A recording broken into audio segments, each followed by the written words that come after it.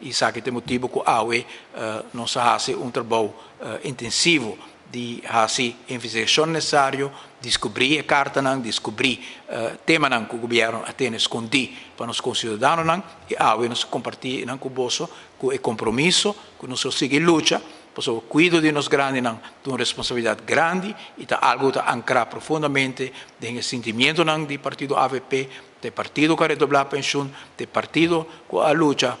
para, entre outros, places na Saba, a por ter pensão, para o povo urbano ter pensão general, sempre ajustar a pensão e percurar também para estar de menos recursos, ter rede financeiro a qual não pode cair para poder ter uma existência justa no país aqui e o compromisso está para nós poder garantizar a rede de existência aqui também com o cambio da nossa Constituição, que o partido AVP, por meio de sua fração, assessorar para o jurista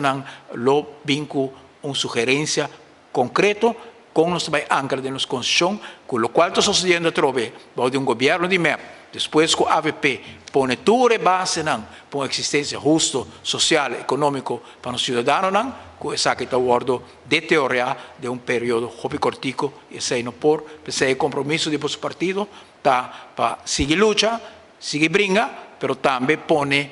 garantia para a coisa que nunca mais repetir, que nos mira cada vez que tem um cambio de governação.